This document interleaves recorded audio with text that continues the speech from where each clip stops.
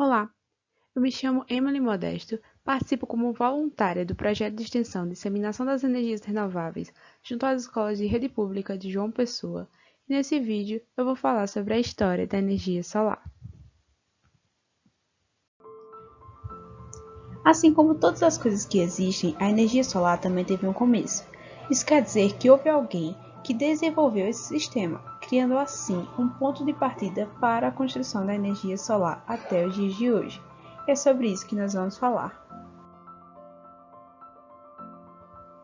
Os primeiros usos datam a partir do século VII a.C., onde incluía focar a energia do Sol através de uma lupa para concentrar raios, fazer fogueiras ou causar incêndios culinários, por exemplo. No século III a.C., gregos e romanos refletiam a luz do Sol para acender tochas sagradas para fins religiosos. Já no século II a.C., surge uma lenda na qual acredita-se que o cientista Arquímedes incendiou navios no Império Romano. No entanto, esse fato não é verificado, mas na década de 1970, a marinha grega testou esse experimento e ateou fogo a um navio de teste a 50 metros de distância utilizando um escudo de bronze e a energia solar.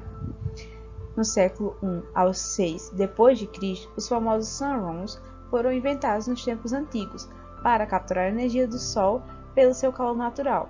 Esses quartos eram geralmente voltados para o sul para capturar e concentrar a luz do Sol e eram presentes desde os balneários romanos até os adobos nativos americanos.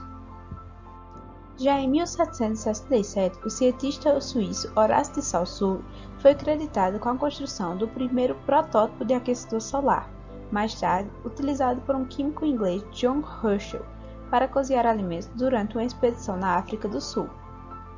Em 1839, o físico francês Becquerel descobriu o efeito fotovoltaico enquanto experimentava uma célula feita de eletrodos de metal em uma solução condutora. Ele observou que a célula produzia mais eletricidade quando exposta à luz solar. Já em 1863, Smith descobriu que o selênio poderia funcionar como fotocondutor. Mais tarde, em 1876, dois outros grandes cientistas aplicaram o princípio fotovoltaico descoberto por Becquerel ao selênio e registraram que, de fato, ele poderia gerar eletricidade quando exposto à luz solar. Já em 80, Langley inventou o bolômetro, que é um instrumento utilizado para medição da radiação eletromagnética incidente através do aquecimento de um material que tem a sua resistência elétrica dependente da temperatura. Dois marcos importantes nos anos de 1880 aconteceram. O primeiro deles em 1883, quando Charles Fritts, o inventor de Nova York, originou a primeira célula fotovoltaica produzida por selênio revestido de ouro. Este marco na tecnologia permitiu gerar uma corrente contínua e constante para a conversão elétrica máxima de 1%, enquanto, hoje em dia, contamos com 20% de eficiência. Além disso, também foram fabricadas células fotovoltaicas de silício com 6% de conversão pelos cientistas do Bell Laboratories. O segundo marco importante foi em 1887, onde o físico Henrik Hertz descobriu o efeito fotoelétrico. No entanto, apesar dessa descoberta ter sido de fato feita pelo Henrik Hertz em 87, em 1905 Albert Einstein é oficialmente conhecido como pioneiro do efeito fotoelétrico. No entanto, ele apenas modernizou os conceitos, uma vez que seus experimentos apontaram a emissão dos elétrons de uma superfície em interação com uma onda eletromagnética, formando o efeito fotoelétrico. Mas, e aí? Qual é a diferença do efeito fotovoltaico para o efeito fotoelétrico? Bom, o efeito fotovoltaico ele consiste no surgimento de uma tensão elétrica de um material semicondutor quando este é exposto à luz visível. Já o efeito fotoelétrico ele é a emissão de um grande número de elétrons de um material geralmente metálico quando exposto à radiação da luz. Percebe-se então que, embora estejam relacionados com a emissão de elétrons por meio da absorção de fótons de luz, o efeito fotoelétrico e o efeito fotovoltaico não são o mesmo processo. No efeito fotoelétrico, os elétrons são ejetados da superfície de um material após a exposição à radiação com energia suficiente sem nenhuma direção para serem coletados. Já no efeito fotovoltaico é diferente, porque os elétrons ejetados se direcionam da banda de valência para serem coletados na banda de condução, resultando no surgimento de uma tensão elétrica.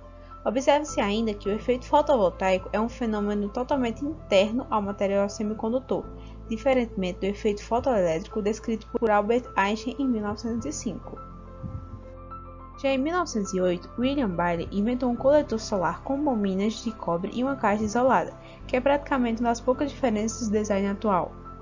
Já em 1954, o químico Calvin Fuller, nos Estados Unidos, elaborou o processo de dopagem no silício, que deu origem à era moderna da história da energia solar. Além disso, Fuller compartilhou sua descoberta com o físico Gerald Pearson, que promoveu melhorias ao experimento. Em 1958, é o marco do início da utilização dos painéis solares. Já a partir dos anos 2000, pode-se ver um boom no que diz respeito à história da energia solar e na diversidade de suas aplicações, bem como na energia solar térmica e a energia solar fotovoltaica, além da heliotérmica ou solar concentrada. Com as diversas inovações e avanços tecnológicos no setor solar, pode-se perceber uma gradual diminuição dos custos, o que possibilita maior acesso a essa tecnologia até nos lugares mais remotos do mundo.